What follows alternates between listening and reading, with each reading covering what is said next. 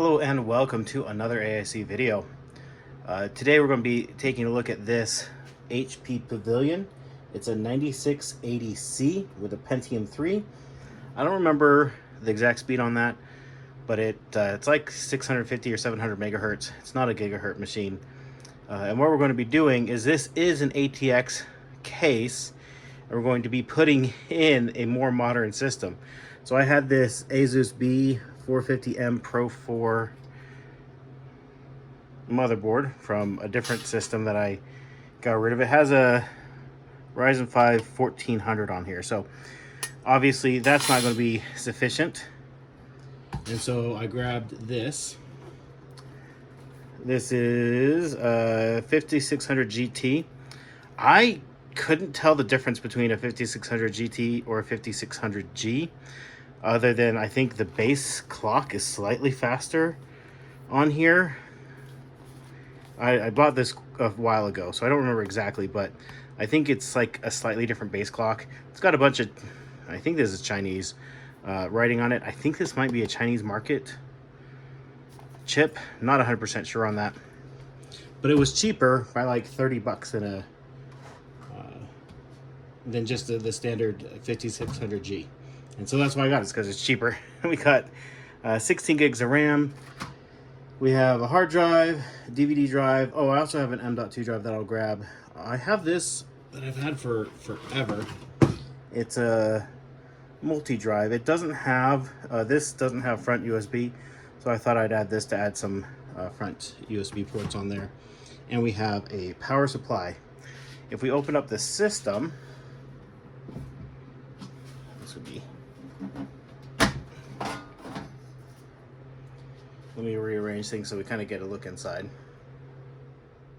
All right, as you can see, this is a pretty cramped system. This is the power supply here. We have the drive bay cage here, and then the cooling. Let me unscrew this.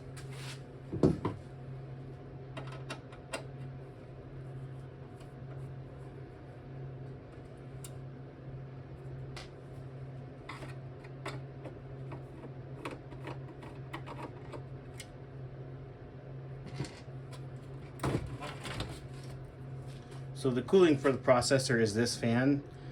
I'm hoping to leave this ducting in place, but remove this fan out of the system, so that way the fan from the CPU can pull outside air into the system, and then the power supply will exhaust system air. I don't know if that'll be the best case. I'm also worried about how much space there is for the power supply, because it is an ATX layout here on the front.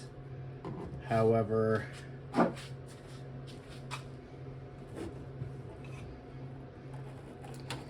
it looks like there's just barely enough room for it to fit in there with the cables. So it's going to be interesting to get everything in there.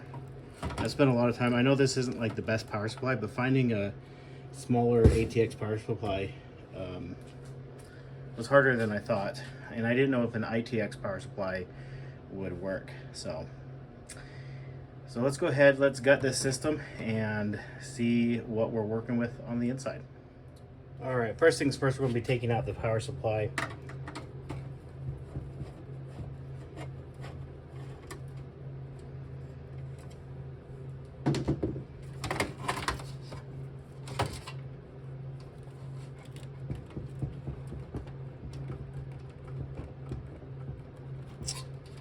If you haven't worked on one of these older systems with the Molex and the,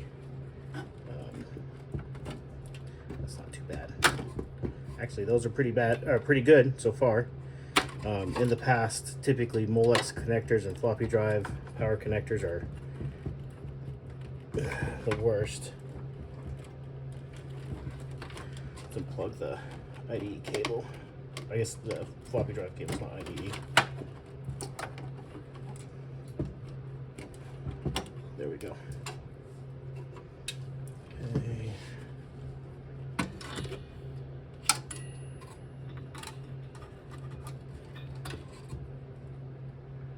That's for the fan.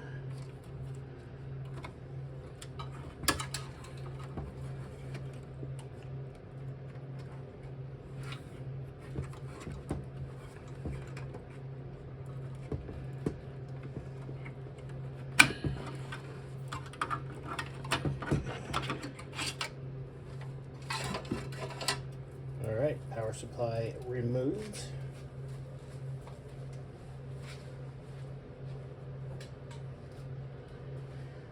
All right, let's remove this bracket if we can.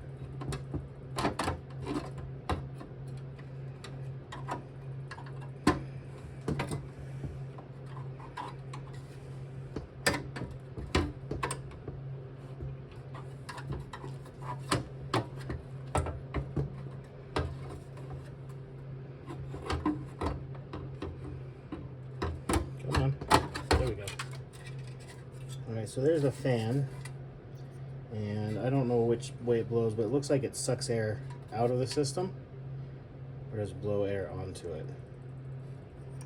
I'll have to plug that in and see which way it spins, because if it blows down, does it have a, sorry, I'm looking to see if it has any kind of direction on there, but it might blow that away, and if it does, then that actually might be pretty good, because then I could keep this if it fits over the CPU, and it will supply cool air to the CPU.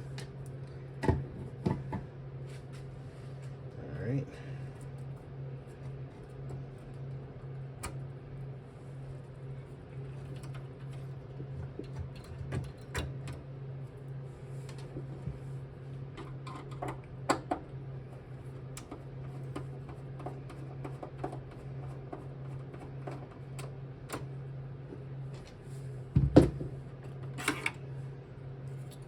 So that's just the audio breakout.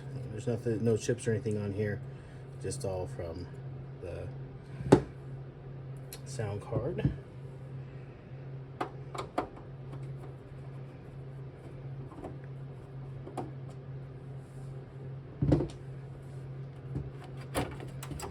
So we have an AGP card. There was no clip to hold it in. It's a TN2 Vanta, which I think has less RAM on it. You can see there's unpopulated RAM chips. 30 indication on here.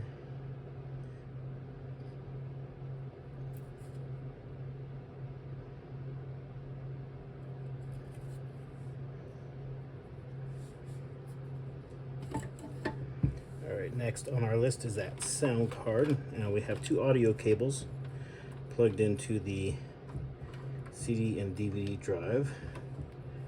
Let's see how clipped in. Yeah.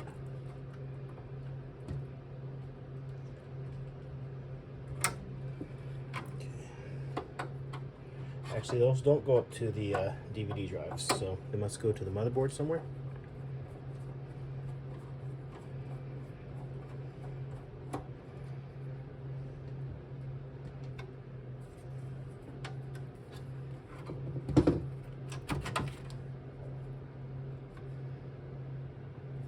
So this is the modem. Yeah, this is the modem and sound card.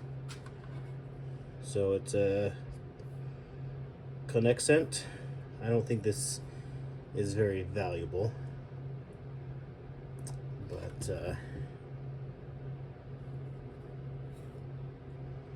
that to the side.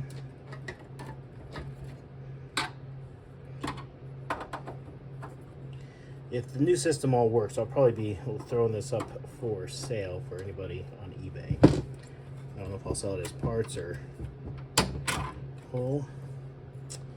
Here is the 10100 Ethernet. That's pretty old.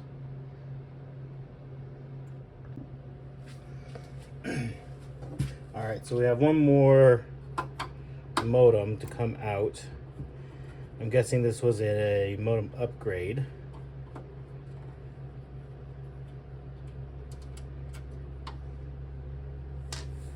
Because I don't know why you would have two modems in the same system. This is a Lucent.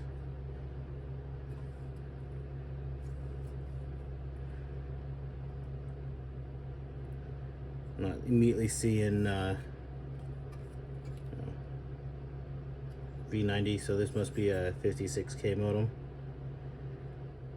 there, and this must be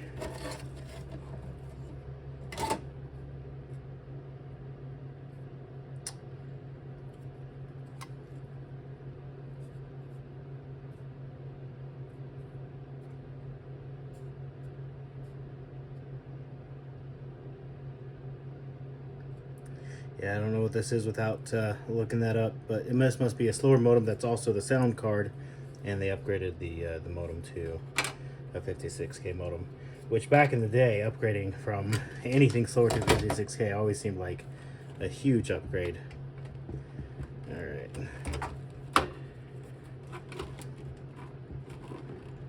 Let's get these out of here. Probably gonna have to flip this around to get to the screws on the other side. Yeah, because I don't know if I can get these out too easily. Sorry for the fat arm of the shot. Can I tell you how glad I am that we no longer do these? SATA cables are so much better. It's not even a question. Huh, so these were plugged into the sound card, but they weren't plugged into anything on the other side. They should have been plugged in to the optical drives. All right, so what do we need to do next to remove this guy? I'm thinking this needs to come out, and it might come out as a whole unit, and I think I have to take the front off looking at that. So let me flip this over. Well, I'll undo these screws, we'll flip it over, undo them from the other side, get these drives all out, and then see where we go from there. All right, so I got these screws all unscrewed, and I noticed that the hard drive was only held on one side, so I'm guessing this was also probably an upgrade. It's a Western Digital 1200, which I'm guessing is a 1.2 gig. 12 gig. Trying to see on here if it says.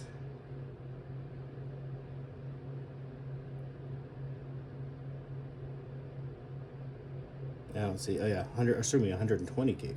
So it's 120 gig. It's a pretty beefy hard drive, and definitely an upgrade from what this system would have come with, for sure. I'm guessing it probably would have come with less than 60 gigs, probably a 40 or 20 gig hard drive.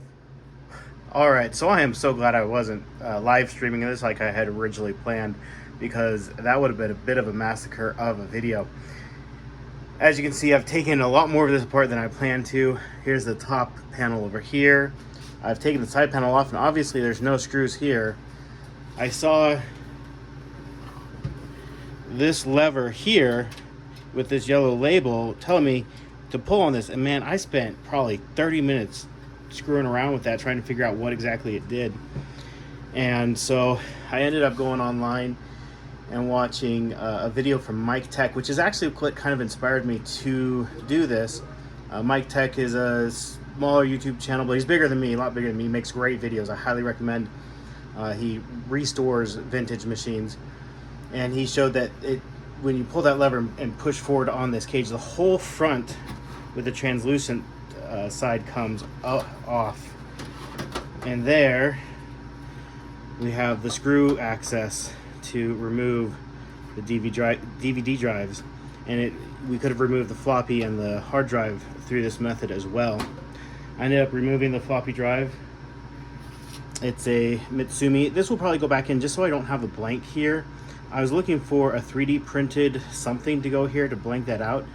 I couldn't find anything, so if you know of a 3D printed model that can take this button here just so it doesn't look like it's just a hole, but in the short term I'll probably just throw this back in.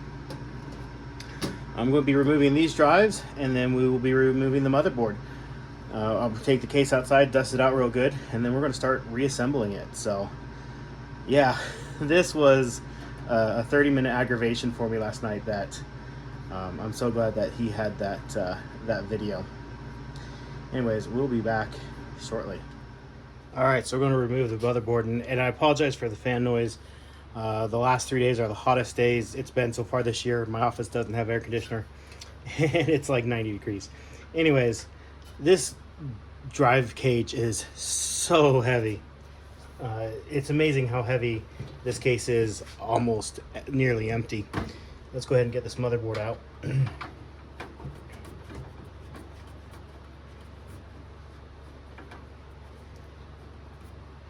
Now, one thing I realized is I don't know if the backplane is removable.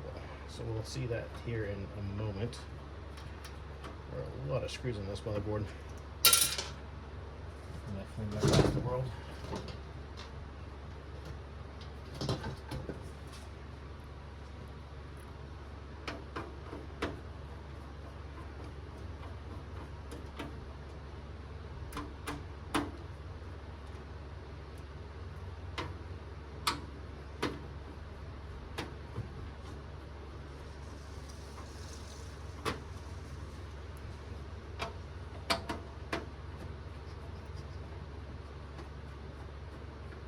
And I did confirm on the CPU, it is a 650 megahertz Pentium 3. So if this was a gigahertz, I'd probably be more inclined to try to save it, but I don't know. It works, it functioned. I did do a test on it.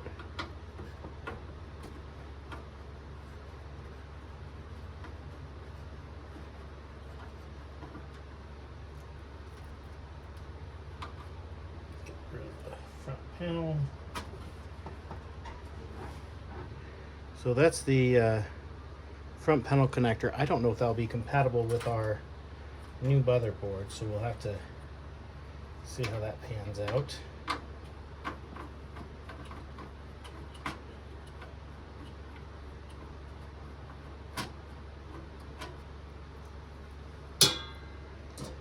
Get everything? Nope. What am I missing? Oh, right there. Because there's a clip there on the bottom.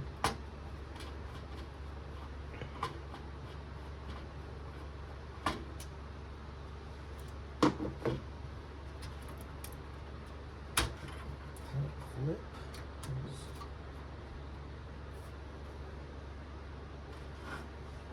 Looking to see if I'm missing any other screws. I don't see any other screws.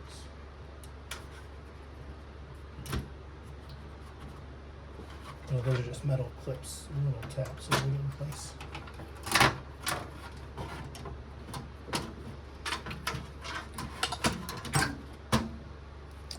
And there we go. And I'm guessing this is for if it had an onboard video chip, would be, yeah, Riva TNT right there, silk screen on the system board.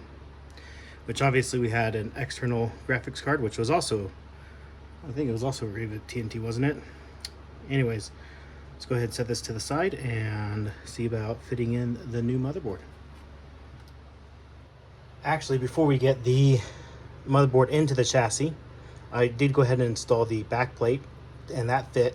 But I realized before I screwed anything down that there's no cutout in that case to access this back plate. So we actually need to go ahead and install the CPU and CPU cooler before we actually install this into the case.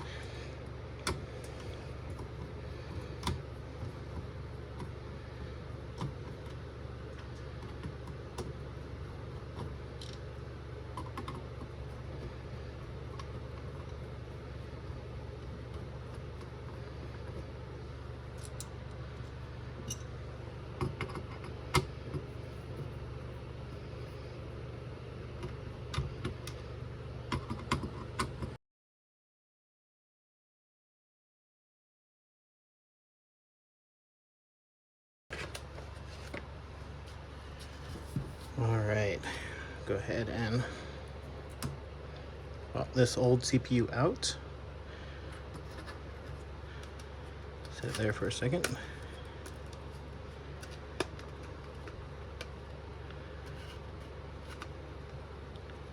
Let's get this new one in. And we'll put this one in the box, just so it stays protected.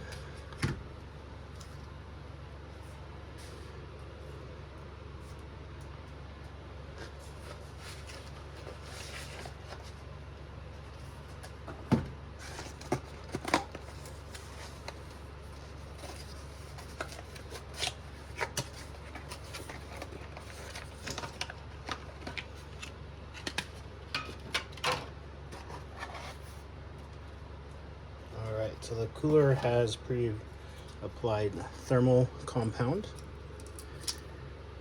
It should be going like so.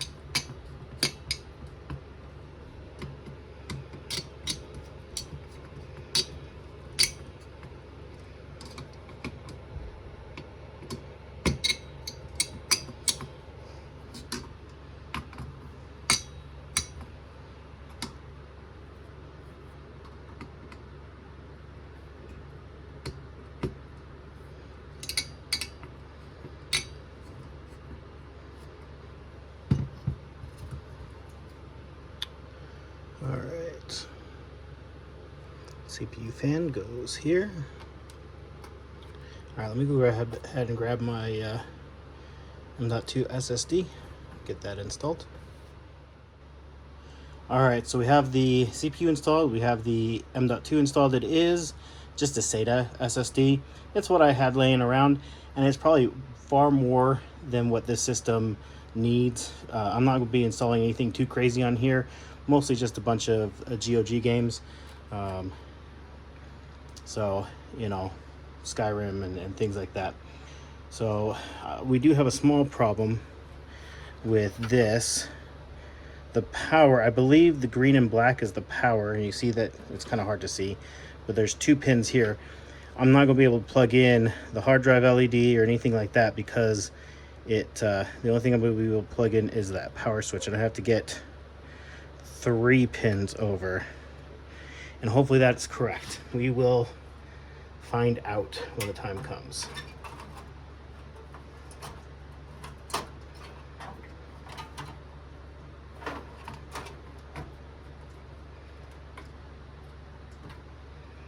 Okay, let's get some screws in here.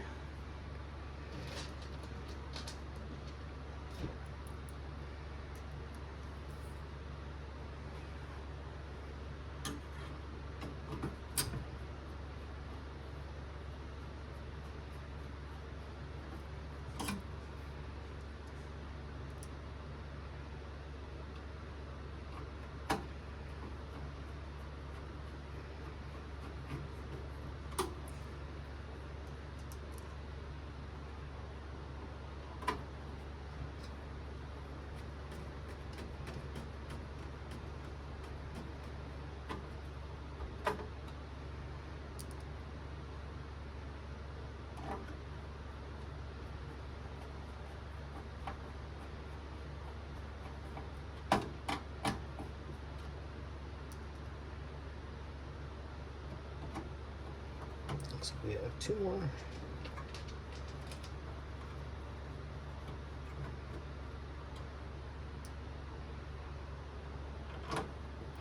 It looks like we could have fit a whole ATX motherboard in here. I'm using an M-ATX just because that's what I had. Like I said, this is leftover from another project if I don't damage it. If I didn't have this motherboard, I would have gone with a much newer, like 7th or 8th gen CPU instead of a 5th gen, but doing this saves me quite a bit of money. So the motherboard, it was $150, and then the CPU was cheaper because it's an older gen. Let's go ahead and install the RAM too.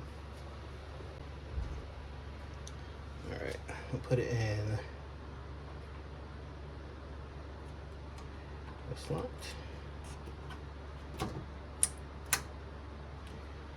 And the slot, which is according to the motherboard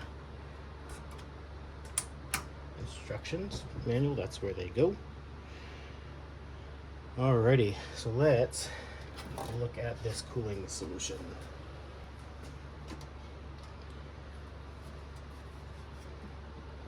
this. These boxes.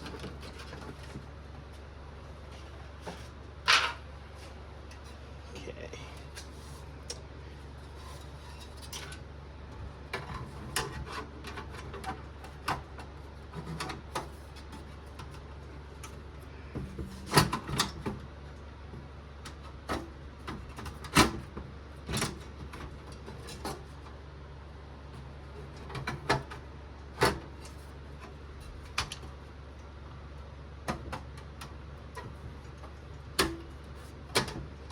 There we go, nice and easy. We'll plug this fan in right here, which is the closest header. There we go. So that's actually further away from the CPU cooler than I was expecting, which is good because that gives it space to, whether it's blowing or sucking, it should give the CPU cooler plenty of space to do what it needs to. So the next thing we're going to do is install the power supply, and I'm worried that it's going to interfere right here, so I may have to get a saw or my Dremel and cut that out. So let's take a look. See,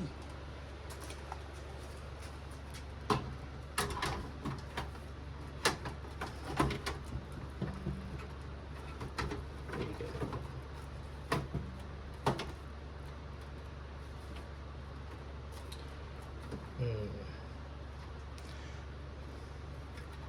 So, give me a second here.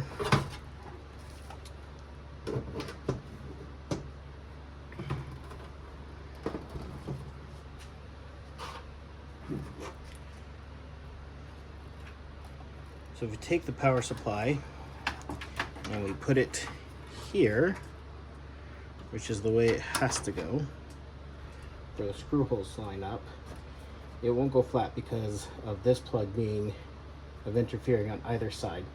So I'll need to cut this probably here and here, just make it clean, and then cut the divot into this. So I'm actually going to take this out and make those changes off camera with a Dremel, and we will be back. All right, so got done with the Dremel, and I'm pretty happy with how that turned out.